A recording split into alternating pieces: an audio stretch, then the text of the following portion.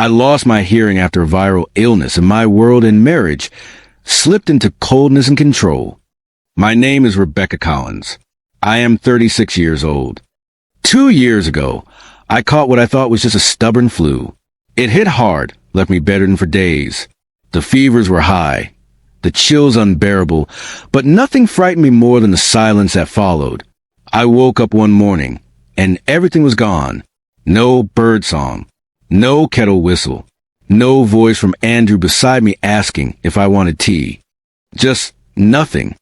The hospital said it was sudden sensory neural hearing loss, likely caused by a viral infection. No warning signs.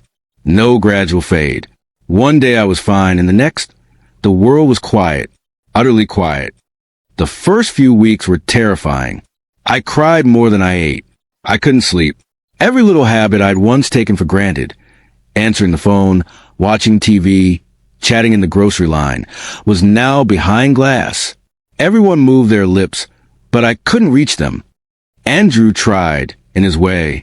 He brought home pamphlets about cochlear implants and signed us up for a weekend sign language course. He downloaded apps. For a while, it felt like we were a team. I leaned on him. I needed to. But it didn't last. Something shifted. Slowly at first. He'd come home late. Forget to text me. Act like repeating himself once was a chore. I saw the exhaustion in his eyes. Maybe even resentment. I was no longer the easygoing woman he married. I had become a project. A problem. Then Judith came. Andrew's mother was always proper. Raised her kids in a strict home in Boston. Everything had a place. Everyone had a role. I used to admire her composure. But when she moved in just for a little while to help out, I felt the air in my home change. She didn't speak to me. She spoke around me. I'd be in the room, and she'd say things like, "She used to be so sharp," or, "Do you think she even notices how much you do for her?" I noticed everything. Judith took over the kitchen like it was hers. She set up her knitting beside my books on the couch. She called me sweetheart, like a nurse talks to a confused patient. She clapped her hands loudly when she wanted my attention, and when that didn't work, she'd wave like I was a child. Andrew didn't push back. He let her roll over both of us. Or maybe just me. Some days, they'd both be talking while I sat across the room, reading lips as best I could. I'd catch parts. Enough to know they weren't just discussing groceries. "She's not adjusting," Judith said once. "Maybe she needs professional help." "She just needs time," Andrew replied, but his voice lacked conviction. Like he wasn't trying to convince her. He was trying to convince himself. I started spending more time in my studio, a sunroom I converted into a quiet workspace. Not that I could hear the quiet anymore, but it was mine. Or it used to be. One afternoon, I walked in and found Judith reorganizing my sketchbooks. When I startled her, she said, "Oh, just tidying up, dear. You haven't been using these much, have you?" I stared at her, my hands clenched into fists. I went back to learning. I studied lip, reading like my life depended on it. I joined an online deaf support group. I practiced signing in the mirror. I wrote in journals and scribbled drawings. Doodles, really, just to remind myself I still existed. But nothing hurt more than how they started to treat me like a ghost. No one asked how I felt anymore. No one invited me into conversations. Andrew and Judith spoke in low tones, sharing small smiles, even laughter. I became wallpaper. One evening, I watched Judith pour Andrew a glass of wine while I cleared the dinner table. "She doesn't even notice," Judith whispered, her back turned. "She's checked out," Andrew replied. "What's the point?" I didn't react, but I heard it with my eyes. I started smiling less, talking less. I stayed out of the way. If they thought I wasn't all there, maybe they'd stop watching me so closely. Maybe they'd let something slip. Still, I clung to hope. I missed music. I missed hearing my name. I missed the sound of wind through the trees outside our porch.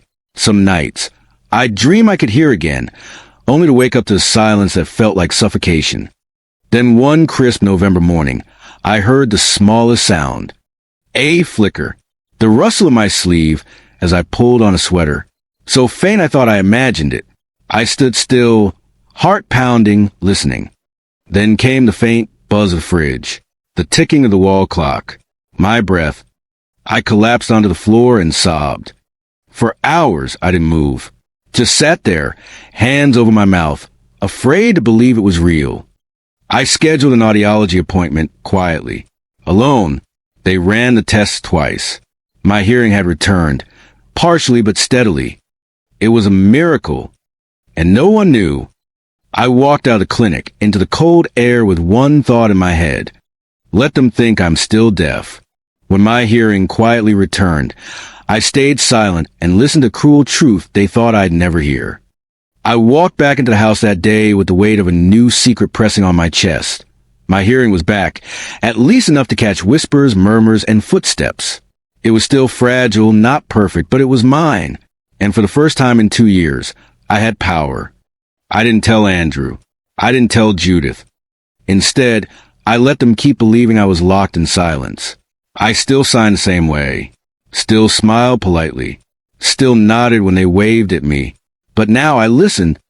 I started to hear things, small, sharp things, that carved away at the edges of my soul. Conversations meant for hushed corners. Confessions whispered late at night. Their voices were like knives wrapped in silk. One evening, I sat in the armchair near the hallway entrance. I had a blanket draped over me and a book in my lap. They thought I was reading, but I was really listening. "She doesn't even flinch anymore," Judith said, her voice so casual it chilled me. "Honestly, it's like she's fading." "She zones out all the time," Andrew said. "I don't even think she's aware half the time. She used to be so full of life. Now she's just—" Judith trailed off. "You deserve more, Andy." Andy. I hadn't heard her call him that since our wedding rehearsal dinner, when she toasted to the perfect couple. Now she said it with sympathy, with purpose. Later that night, Andrew came into the bedroom and undressed without a word. He climbed into bed, facing away from me. I could hear him typing on his phone. The soft buzz of a message sent. A pause. Another. My hearing sharpened by the day. By the following week, I was catching nearly everything. Every snide comment, every sigh of annoyance, every sarcastic chuckle. That's when I started following Judith more closely, observing her when she thought she was alone. I noticed how she watched Andrew, how she touched his arm just a little too long when he was stressed, and how he didn't pull away. One morning, I overheard her on the phone in the garden. "I don't think she'll last much longer. She's already retreating from him," she said, standing just outside the sliding glass door. "No, he hasn't mentioned divorce, but I can tell he's ready. He's not in love with her anymore." She paused, her voice lower now. "And there's someone else. I've seen the texts. I'm just waiting for him to admit it." That was the first time the word affair danced in my mind. That night, I searched Andrew's coat pockets and found a small receipt from a fancy restaurant in downtown Portland. Dinner for two. The date didn't match any work event I knew of. I checked our shared calendar. It was blank for that night. He came home smelling like lavender perfume, not my scent. When I leaned in, he stepped away, guilt dripping from his skin. I didn't ask. I didn't confront. I listened. They kept underestimating me, assuming that my silence meant absence, that I couldn't feel the chill in the room, that I couldn't sense the undercurrent between them. One night after dinner, Judith leaned in close and said, "I just think he's giving too much, honey. You don't even say thank you anymore." I signed back, "Thank you," with a flat smile. She blinked, satisfied. Later, I stood behind the door as she spoke to Andrew in the kitchen. She doesn't ask where you are, doesn't question anything. It's like she's not even trying anymore. Andrew exhaled. "I don't know how much longer I can do this, Mom." I stood in the hallway, fists clenched. He called her Mom again. There was the old bond mother and son turned partners in resentment. I realized then that they had stopped seeing me as a wife, as family, maybe even as a human being. I was a burden, a box to check. A legal tie to dissolve when convenient. But I was also their blind spot. And I was done playing a helpless role. I began keeping a small notebook tucked under my mattress.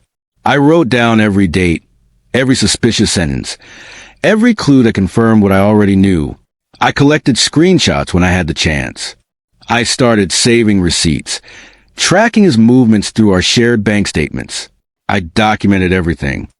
I was silent, but I wasn't still. Judith once passed by my studio and muttered, "Poor thing, just doodling away in her little world."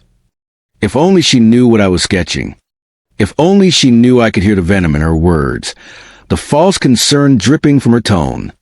Andrew grew bolder with time. He stopped pretending to be gentle. He spoke louder around me, with less caution. Once I caught him saying, "I feel like I'm babysitting a woman I used to love." I didn't cry. I smiled, because now I had everything I needed to move from victim to witness. They thought I was still deaf.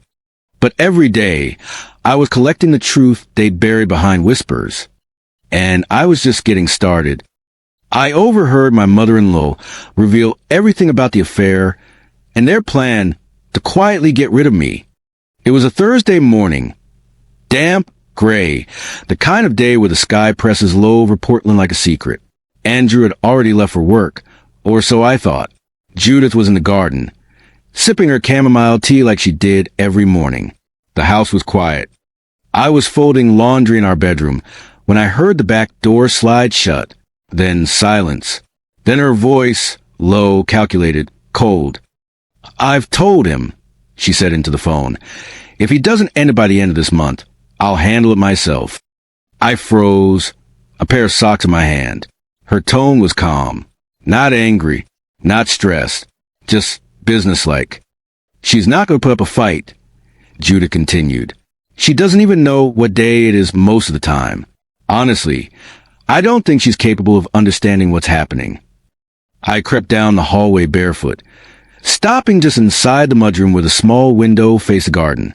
I crouched beneath it, heart racing. The voice on the other end was muffled. I couldn't hear them clearly, but I didn't need to. Judith filled the silence with everything I needed to know. "No, he hasn't told her about Vanessa. He says he's waiting for the right time, but I think he's just scared." Vanessa. So it had a name now. The woman who'd been filling the space I used to occupy. I pressed my hand against the wall to steady myself. She works with him. Yes, they've been seeing each other for over a year. It started just a few months after Rebecca went deaf. My breath caught. "Honestly," she said with a chuckle, "if you asked me, it was bound to happen." She became half a woman. A wife who can't listen, can't speak properly. How long could he possibly endure that? I felt a scream rise in my throat, but swallowed it. Judith continued, "No, she doesn't know. Or at least, she acts like she doesn't, which honestly works in our favor. He's going to file soon. No drama. No messy explanations. She'll probably just sign the papers out of confusion." The way she spoke of me like I was some half-functioning machine shredded something inside me, and yet I stayed still. I kept listening. "She was never right for him," she said sharply. "I tolerated her for his sake, but I never thought she'd last. Now she's just in the way." The person on the other line laughed. Judith joined. They laughed. At me. Like I was a joke. I slowly backed away from the window and walked straight into the guest bathroom. I shut the door and sat on the closed toilet lid, shaking. My ears were still adjusting, still catching certain sounds as though from far off. But Judith's words had cut through loud and clear. She never accepted me. Not even when she gave that warm speech at our wedding reception. Not when she helped organize our honeymoon. Not even when I sat beside her in the ER during her arthritis flare-up last winter. It was all performance. All of it. I pulled out my phone and recorded a voice memo. Date, time, her exact words as I remembered them. This wasn't just gossip anymore. This was betrayal. Coordinated. Premeditated. Cruel. And still, I said nothing. That night, Andrew came home later than usual. I was curled up on the couch, watching him from the corner of my eye as he dropped his keys on the console and loosened his tie. Long day? I signed lazily. He gave a half smile. Yeah. Judith was at the sink, washing dishes. She glanced at him. Something passed between them. Something I would have missed before, but now I saw it clearly. He walked into the kitchen, and I followed quietly. They stood close, whispering. Soon, she asked. Andrew rubbed his face. I just need to figure out the logistics. I don't want her to freak out. She won't, Judith said firmly. She won't even hear it coming.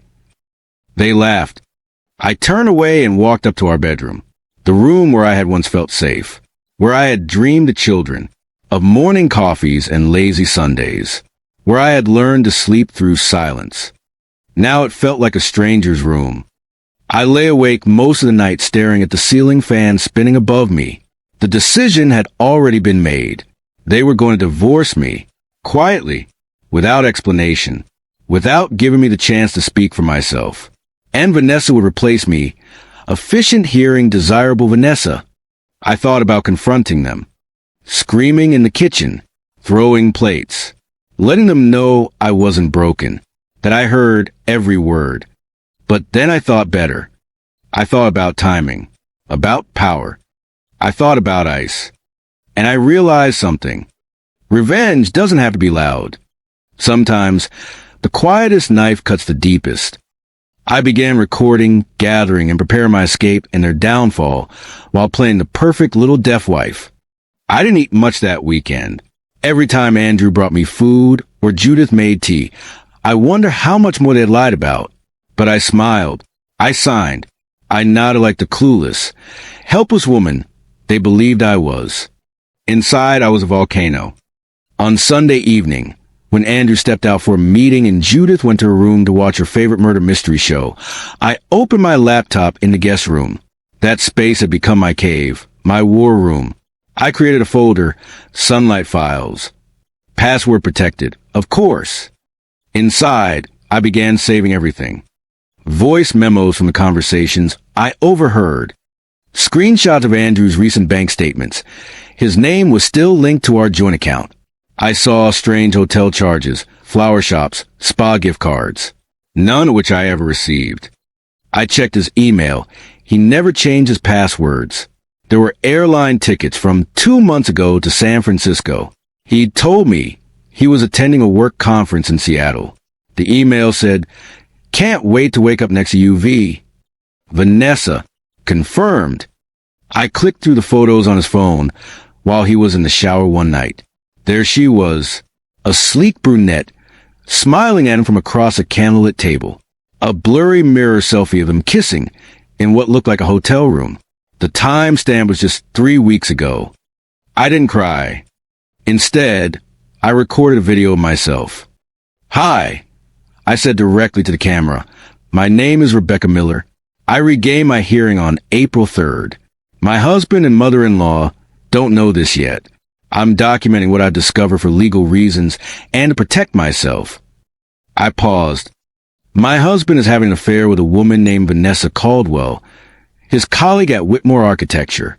My mother-in-law is helping him orchestrate a quiet divorce under the assumption that I'm too deaf and confused to notice. I laid it all out. I filmed it with clarity, calmly, no tears, just facts. That video sat at the top of the Sunlight Files folder. The next few days, I visited a lawyer. I told him everything. His name was Nathan James, smart, compassionate, no nonsense. He looked at me and said, "Rebecca, if you follow what I say, you'll walk out of this with dignity, assets, and the upper hand." He helped me gather financial documents, tax records, and our prenup. Thankfully, the prenup had a clause protecting me in case of infidelity. Judith had insisted on it when we married. Irony can be delicious. Nathan advised me not to react. Play deaf. Play sweet. Make them comfortable, he said. When people are comfortable, they get sloppy. And so I did. Every morning, I smiled as Judith handed me tea. I signed, "Thank you," like a grateful guest. I even acted surprised when Andrew brought home flowers. They were from Vanessa, I knew, but I held them close and sniffed them like they were his love for me, not guilt flowers from another woman's guilt. I visited my bank and created a new account. Quietly moved what little money I had. I applied for a remote job, copywriting, and got it. My employer was understanding of my hearing challenges. Bless her. I made a backup of the Sunlight files on a USB stick I wore on a chain around my neck. I waited. One night, about 2 weeks into my mission, Judith left her phone on the kitchen counter while she went to take a call in the backyard. Her iCloud was open. I clicked through her messages. She'd been texting Vanessa. Things like, "Don't worry, love. He'll be yours soon. She won't know what hit her. She's barely a person now." It stung, but it also strengthened my resolve. That night, I printed everything, emails, photos, message screenshots. I placed them neatly in a manila folder and tucked it into my suitcase. I was planning my exit. But first, I wanted to give them a gift. Not flowers. Not words. Truth. I invited Judith's sister, Carol, over for dinner the following Friday. Carol was the opposite of Judith, warm, compassionate, and a huge supporter of my marriage to Andrew. She hadn't visited in months because Judith had told her I was too fragile for guests. I prepared lasagna. I even made garlic bread from scratch. We sat at the dining table, Andrew, Judith, Carol, and me. As we ate, Judith bragged about Andrew's promotion. Carol asked about me. I signed politely and smiled. Then Carol said, "Rebecca, it's amazing how strong you've been through all this. You adapted with so much grace."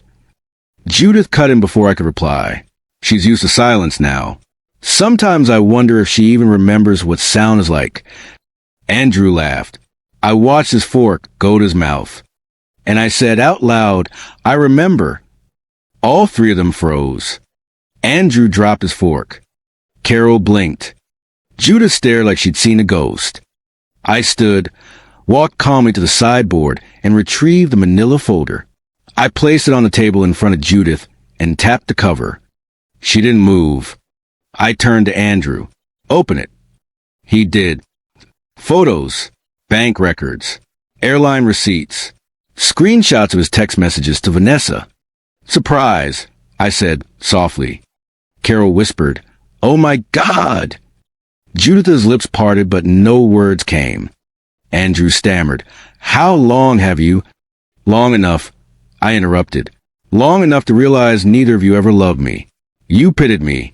Then you used me. Now you try to erase me." I looked at Judith. "You underestimated the woman you raised your son to marry. That's your biggest mistake." I walked to the door, grabbed my suitcase, and turned back just once. You thought I was deaf, but I was listening the whole time. And with that, I walked out into the cool Portland night, no longer broken. Just beautifully, powerfully done. My silence broke the room, but the real blow came afterward. I didn't scream. I didn't fight. I walked away and let them destroy each other. My name is Rebecca Collins, and that night, I didn't sleep, but not because I was sad. I didn't cry into a pillow. I didn't replay Andrew's face or Judith's, stammering in my head like some heartbroken victim. I stayed up because I was free. Free from pretending. Free from lies. Free from the weight of being the sweet little deaf wife they thought they could manipulate forever. Carol, Judith's sister, called me around midnight. "Rebecca," she whispered, like she was holding her breath. "What you did tonight! I've never seen anyone do that with so much class and power." "Thank you, Carol," I replied softly. "I just needed them to know I wasn't the fool they thought I was." I had no idea Judith was capable of that. And Andrew, shameful. I want you to know I stand with you in this. I could hear her voice trembling. "I'm proud of you." After the call, I checked my email. My lawyer, Nathan, had sent a message with the subject, "Your next move ready?" Inside were the final divorce documents.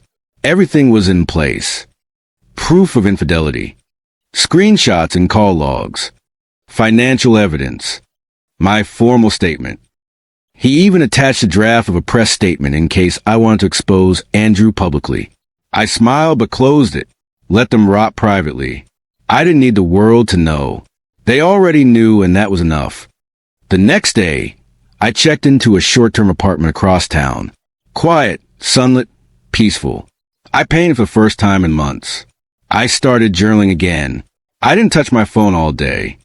But around 7 p.m., it rang. Andrew. I let it ring. Then Judith. Then Andrew again. Voicemails, texts, one after the other. I played one out of curiosity.